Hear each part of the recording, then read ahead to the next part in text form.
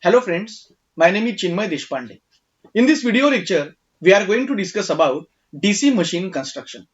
In the previous video lecture, we discussed about Fleming's left hand rule and right hand rule. Where to use Fleming's left hand rule, where to use Fleming's right hand rule, that also we discuss. Then, what is the difference between generating action and motoring action, that we also discuss. Now, what do you mean by DC generator? A DC generator is an electrical device which converts mechanical energy into electrical energy.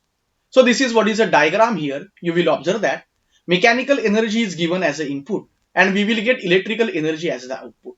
So this is what is a picture of electrical generator. Now, in case of electrical generator, it mainly consists of three important parts. The first one is nothing but magnetic field system.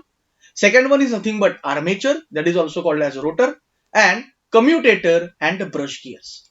Now, the other parts of the DC generator are a magnetic frame, which is also called as yoke, pole core, then pole shoes, field or exciting coils, armature core and windings, brushes, end housing, bearing and shaft. Now let's discuss one by one how the DC generator construction is. Here, let's consider that there are two poles of a magnet. Now it may be either a permanent magnet or it may be either electromagnet. Here we need to have a conducting part and that conducting part is nothing but a conductor. Now if it is a motor, then we have to give a current to the conductor, and if it is a generator, then current will be taken out from the conductor here. Now here the conductor carries some current. Conductor moves in a circular pattern as shown. So here you will observe that this is first one, that is north pole. This will be south pole. So these are two poles of the magnet. Here this is nothing but a conductor.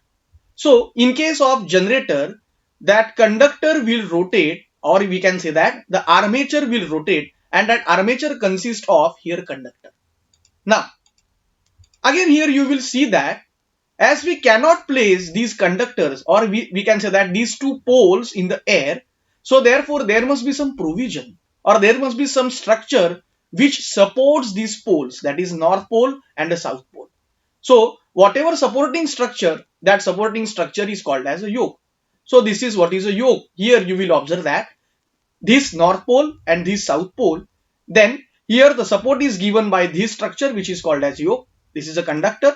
Then these are field poles, and here this is yoke. This will be eye lift, or which is used for lifting that motor. So poles are of electromagnets as it is flexible to control the flux. In case of permanent magnets, here the value of a flux is fixed. So this is what is a structure of a yoke. Now let's discuss what is the function and role of the yoke. Basically, yoke is nothing but outer part of a DC machine. Generally, it is made up of cast iron, let's say for a small generator, or it is made up of cast or the rolled steel for a large sized generators. Now, what is the use of this yoke? Already we discussed. First, it gives a support to the poles, that is north pole and the south pole. Second important, it acts as a shield for a generator. Again, it provides a mechanical strain to the whole assembly, and it also carries the magnetic flux which is produced by the field winding. So this is what is a yoke. Now, to the permanent magnets that we have used here, windings are fixed. So whatever windings which are fixed on these permanent magnet, it is also called as a field winding. And the current is given to that winding, which is same as that of a solenoid. Now there will be question, why it is called as field winding? Because these are the windings to which here we are going to give a field. So therefore these are the field poles, and these are the windings which are placed on the poles. In order to support the coil and in order to hold the coil, and again also to hold the electromagnet, some shoe-like structure is used. So that shoe-like structure is called as a pole shoe. So how it looks like? Let's see here. This is what is a shoe-like structure. This is a pole shoe. So it gives a support to these windings which are placed on the poles. So this is a pole coil and this will be field winding. This is actual structure. So again it is yoke. This is what is poles, north pole and the south pole. Then these are the windings which are placed, so which is also called as a field winding, and this is what is called as a pole shoe. Now because of this shape, these field windings will not come in a downward direction here. So this is what is the importance of a pole shoe. Now let's discuss what is a field winding and what are the pole coils. Now field winding and pole coils both are same. As it is a winding, so therefore it is made up of a copper. Now these field coils are former wound and placed on each pole and are connected in a series. They are wound in such a way that when energized, they form alternate north and the south pole. So this is what is exact picture of a field winding and a former. Now let's discuss. Here you will see that this is yoke. Then these are the windings which are placed. Then what is the function of a pole shoe? This is what is a pole shoe here. Now poles are joined to the yoke with the help of bolts or the welding. So these are the poles which are joined to yoke with the help of bolts. Now, what is the purpose of pole shoe or what is the function of a pole shoe? First important is it carries and supports the field winding so that field winding will not move in downward direction from this position. Then it is also used to support the field winding and pole core provides this area to wound the field winding. Again, the important function of a pole shoe is nothing but it spread out the flux in the air gap. Now, if you observe whatever area which is given by pole shoe, that area is large, and if the pole shoe is not there, then let's say suppose this area is there, then associated area to carry the flux will be less. So therefore, it carries two purpose. First one is nothing but to support a field winding, and second one is nothing but to spread out the flux in the air gap. Now, here you will observe that in this case, these are the windings. Now, how the direction of a flux is there? Now, the flux will flow in the direction that is from yoke, then to the poles. So these are the poles, now north pole or the south pole.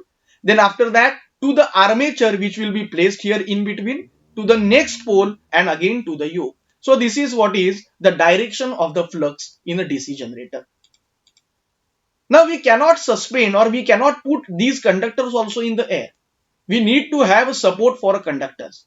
So therefore, this structure which gives a support to the conductor is called as armature. That armature is also called as a rotor which supports the armature conductor.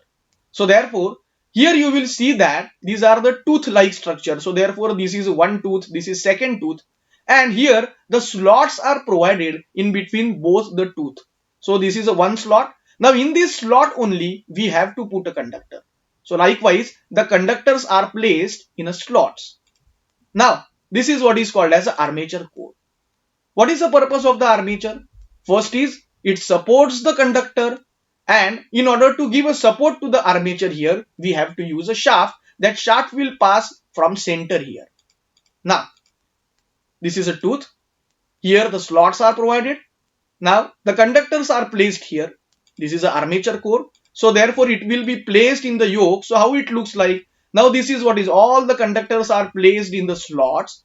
This and now it looks like a total structure of a DC generator. Now whatever metallic disc which is used here, that metallic disc is cut into a number of shapes which is called as lamination. Now why to use laminations and what is a lamination? Laminations are collected to form a core. It is fitted with the shaft. So let's say one disc is taken which is of circular shape. Now it is cut into a number of pieces and from which the one piece is to be taken. So this is one lamination. Likewise, second lamination, third lamination, all these are stacked together and it forms a core. Core is not made up of a total metallic portion. It is made up of such laminations. So this is what is your core, and this will be a shaft. Now, what is the function of an armature core, or which is also called as the rotor? Now, armature core, it is cylindrical in shape with the slots. It is used to carry armature winding. Whatever armature, that armature is built up of thin laminated circular steel disc. Now, why laminations are done? The reason is that to reduce eddy current losses. Now, it may also provided with air ducts for the axial airflow for cooling purpose. Armature is keyed to the shaft here. So this is, here you will say, this is what is a gap for a shaft. This is a key Then these are the slots. This is a one lamination. So likewise, number of laminations are stacked together to form a core. And these are the air holes. These air ducts or air holes are provided for cooling purpose. Now, let's discuss what is armature winding. The armature core slots are mainly used for holding the armature winding. These are in a closed circuit winding form and it is connected in series to the parallel for enhancing the sum of produced current.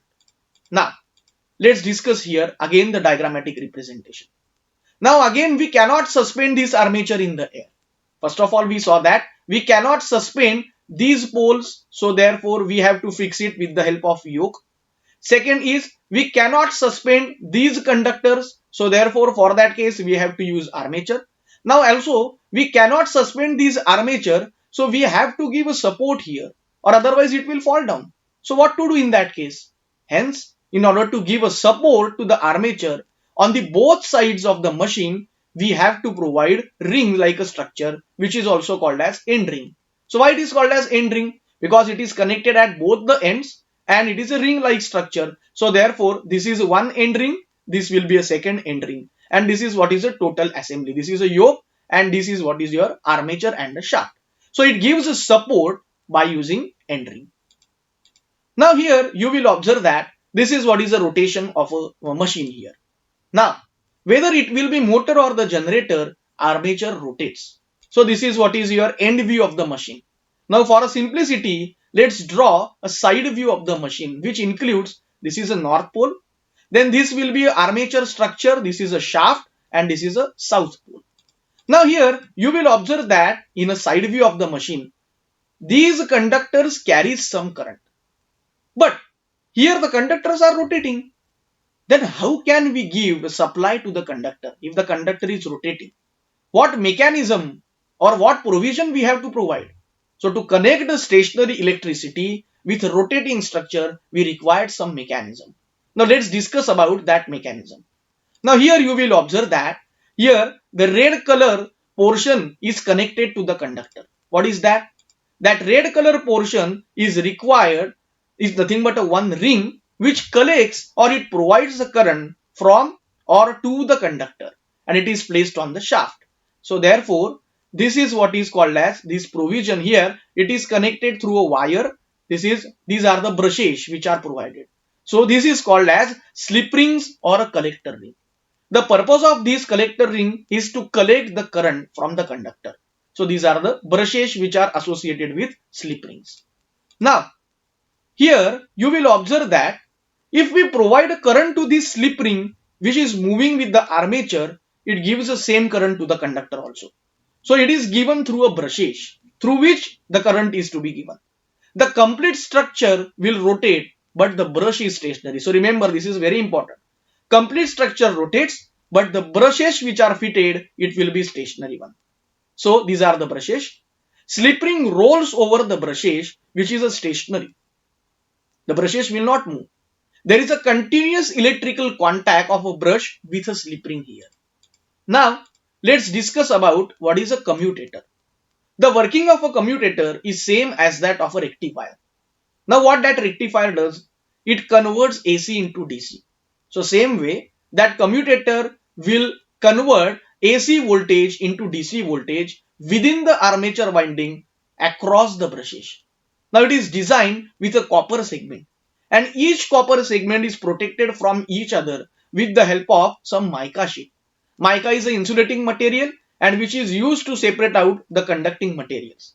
It is located on the shaft of the machine. So this is what is about a commutator.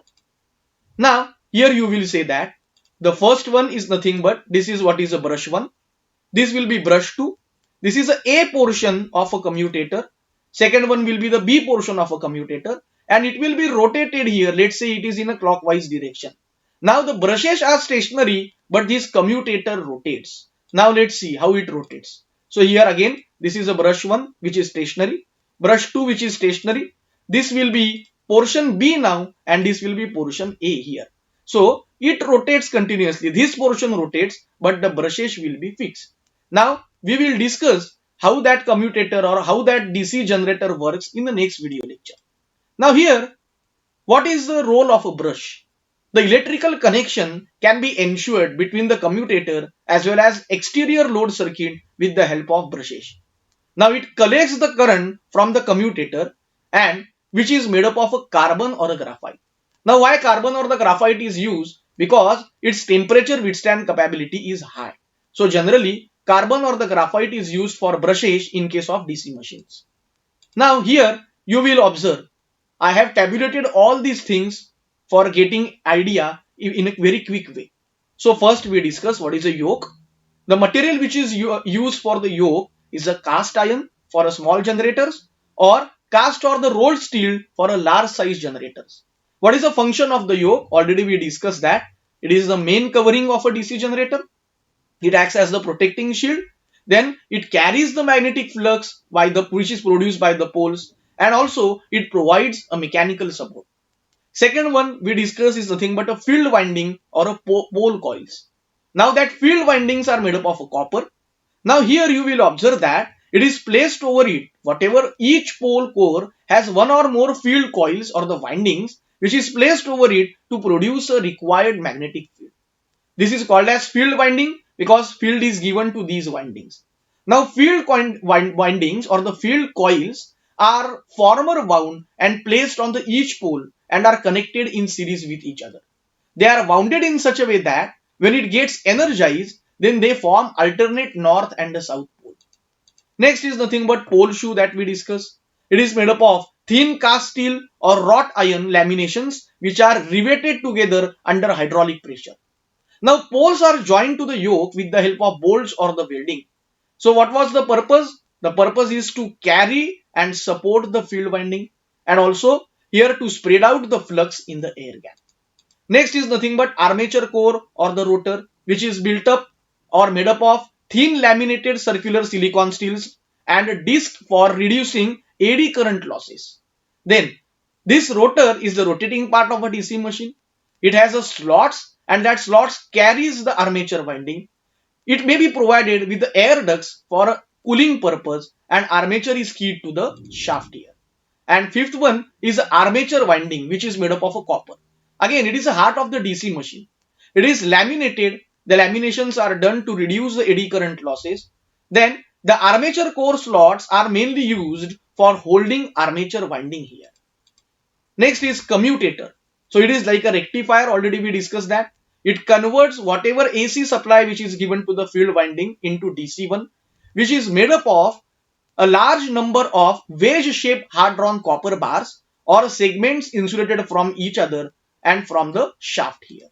Thank you.